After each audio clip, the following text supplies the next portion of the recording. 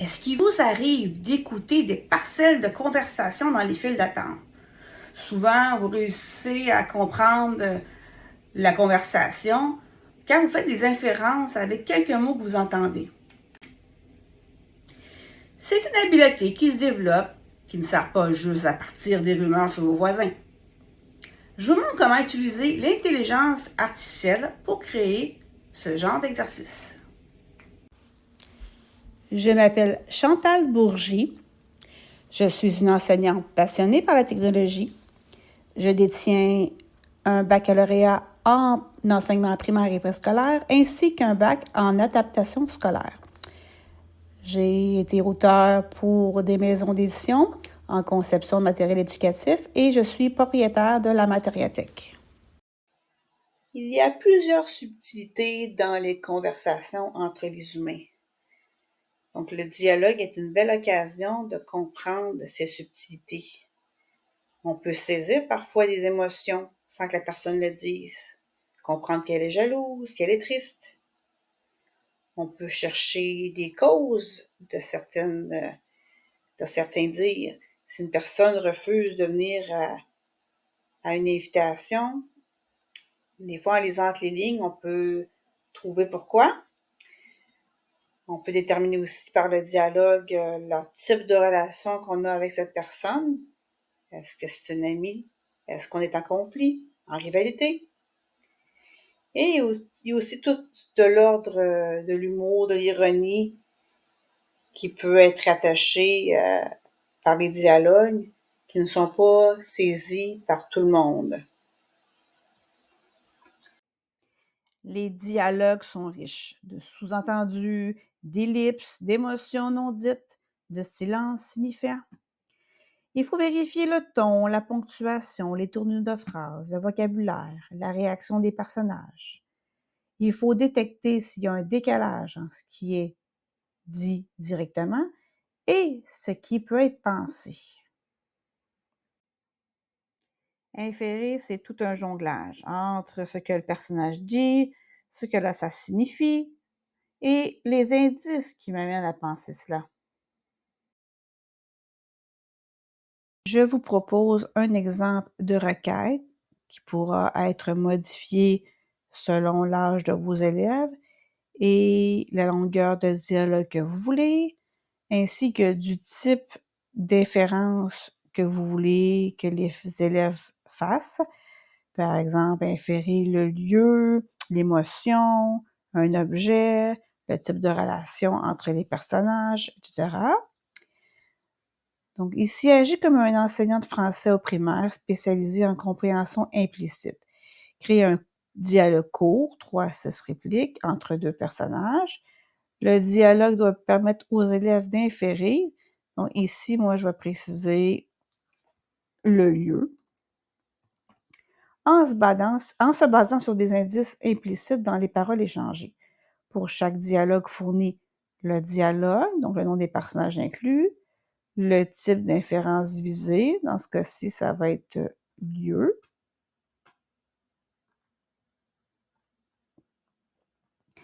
Trois questions d'inférence adaptées à des élèves de deuxième ou troisième cycle, mais vous pouvez préciser l'âge des élèves.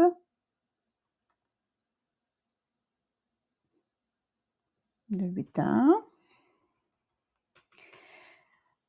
Et une réponse possible pour chaque question accompagnée d'un indice tiré du dialogue. On veut qu'il varie les personnages, les contextes, le niveau de langage accessible à des enfants de... Vous pouvez préciser l'âge de vos élèves. Évite de dire directement ce que l'élève doit inférer, ça doit être suggéré, jamais explicite. Donc, on va envoyer ça. Les chaussures mouillées, une fillette rentre de quelque part avec un adulte. Burk, mes chaussettes sont toutes trempées. Je t'avais dit de ne pas sauter dans les flaques. Mais c'était trop tentant, et puis j'ai vu 2 canards juste à côté. Bon, on va mettre tes bosses sur le paillasson et change-toi vite. Donc, c'est un lieu. Le lieu inféré, ça peut être un parc ou près d'un étang. parce elle a oublié ses bottes et ses chaussettes à cause de ça. On a des questions peu précises. Où étaient Léa et sa grand-maman avant d'arriver à la maison? Les indices, elle a vu des canards et saute dans des flaques. Pourquoi Léa a-t-elle les pieds mouillés? Parce qu'elle a sauté dans les flaques d'eau. Indice, j'avais dit pour sauter dans les flaques. Qu'est-ce qui montre qu'elle était dehors? Les flaques d'eau, les canards, le fait qu'elle doit enlever ses bottes, puis il va mettre tes bottes sur le paillasson. Peux-tu me proposer d'autres exemples?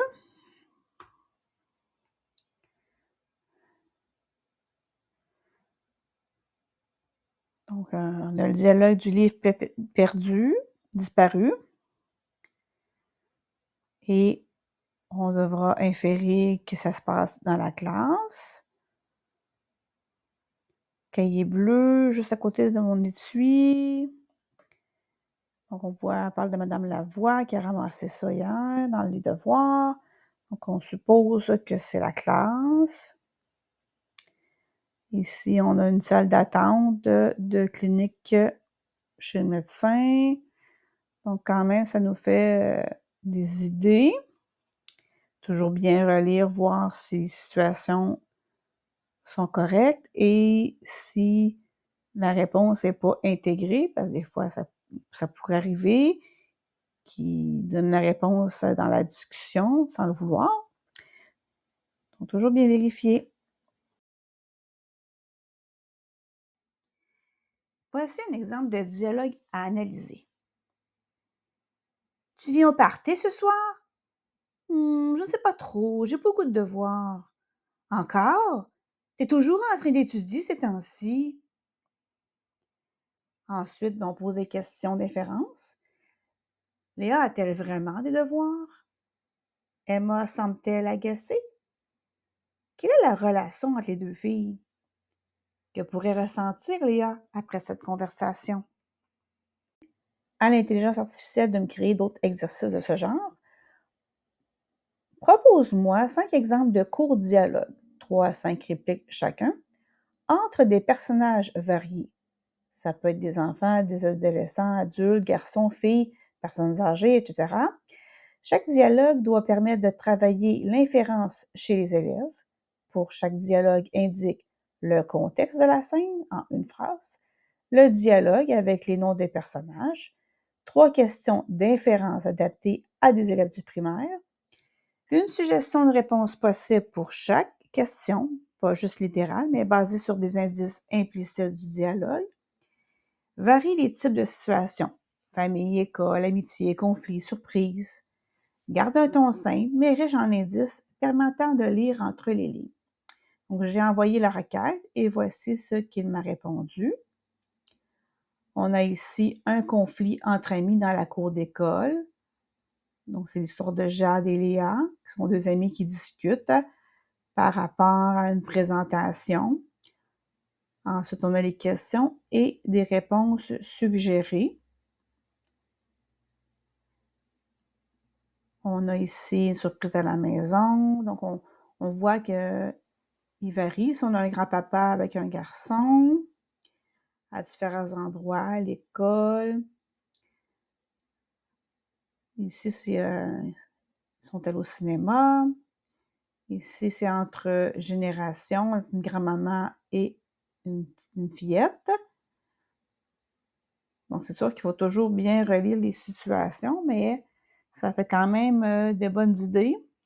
Vous pouvez peut-être même travailler ça en petits groupes de 2 pour qu'ils puissent répliquer les situations et ensemble, après ça, vous analysez en posant des questions.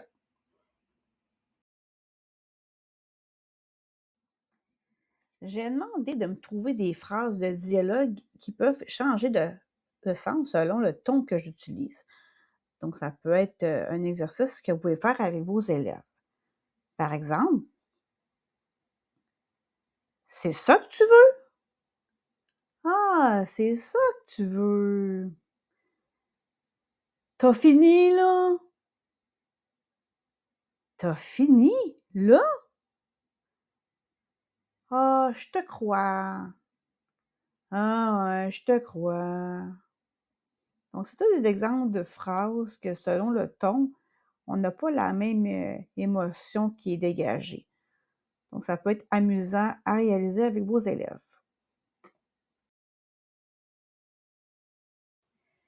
Pour travailler les inférences sous forme d'atelier, vous pouvez utiliser le matériel qui s'appelle À qui parle-t-il? C'est des inférences d'agents, donc ça peut être une personne, un animal, un métier. L'enfant associe les cartes choix de réponse avec les brides de conversation. Parfois, l'enfant doit inférer le récepteur et des fois l'émetteur. Comme ici, on doit trouver le récepteur du message, tandis qu'ici, quand que la petite bulle est là, ça veut dire c'est celui qui parle, donc c'est l'émetteur du message. Et on a la clé de correction qui va avec. Donc, ça peut être bien pour vos élèves de deuxième ou troisième année. En espérant que cette vidéo vous a démontré qu'utiliser le dialogue peut être une bonne façon de travailler l'inférence chez vos élèves ou votre enfant. N'hésitez pas à aller dans la description de cette vidéo pour avoir accès aux documents que je vous ai présentés tantôt. Merci de m'encourager en cliquant sur le bouton j'aime et abonnez-vous pour découvrir d'autres astuces pédagogiques.